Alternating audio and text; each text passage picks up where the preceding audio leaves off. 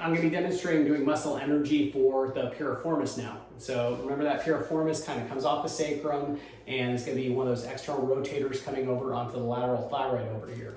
And so when I'm doing a fader test right over here, that essentially is going to be kind of taxing on the piriformis. So there's a couple different ways that I like to do this, whether it be from a fader or from a pace test. So I don't want them in full flexion, okay, because that's going to be kind of taking that angle out. But right over here, that has a good angle to really kind of get that piriformis as it's coming over here.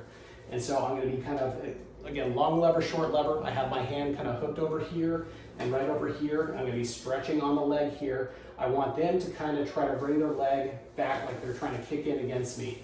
Okay, so go ahead and try to do that. So they're trying to kind of externally rotate against me and relax, and then I can stretch it a little bit further. Do you feel it kind of pulling in the piriformis there? Yes. Okay, and they should feel it pulling right in that buttock area. The alternate that we can do with it, and sometimes I'll do both of these, is I'll cross them over. So I cross their leg over, kind of brace against here. Just because I'm kind of lifting the pelvis up, I can kind of, either hold the pelvis down, or sometimes I'll kind of grab the pelvis on the opposite side to help stabilize it so they're not getting pulled off the table. And then I'll push across here. Do you feel that stretch in the buttock? Yes. Okay, and go ahead and try to push your leg out against me now. And relax. Okay, and then I can take it to that new barrier. So a couple different ways that we can address the piriformis. I'm going to also show counter strain for the piriformis. So can you go ahead and turn onto your stomach now?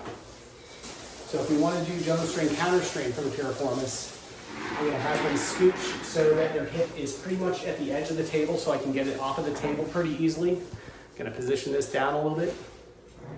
Okay, I'm going to find that typical pain spot in the piriformis, so I'm just feeling down to that spot. Okay, which is typically right in the middle of the buttock, right over here. I'm going to be monitoring with one hand.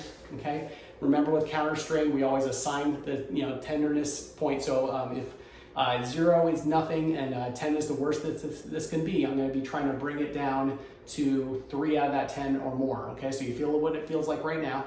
So that's going to be what we call 10. Okay, I'm going to get it over here. I got your leg off over here. And I'm just going to be kind of bringing it down, really trying to get some good flexion, okay? But then it's an external rotator, so I want to kind of externally rotate the thigh a little bit over here. And so I'm going to be kind of trying to enhance the flexion, the abduction, and the external rotation until I feel like I get to that point where it softens up under my finger. And then I check with them. If it was a 10 before, what number is it now? 3. She's saying 3, but I'm a perfectionist, so I'm going to say, okay, I'm going to take it up a little bit more, right over here. Okay, so if it was a 10 before, what number is it now? 0.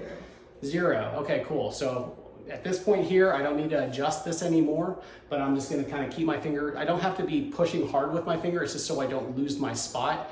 And again, we can either do that 90 seconds as the standard reference, or I can just kind of wait until I feel the tissue kind of relax underneath my finger right over here.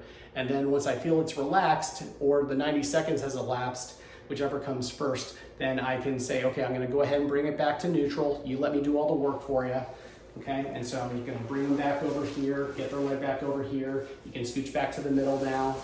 And again, if it was a 10 before, what number is it now? 0. Awesome sauce.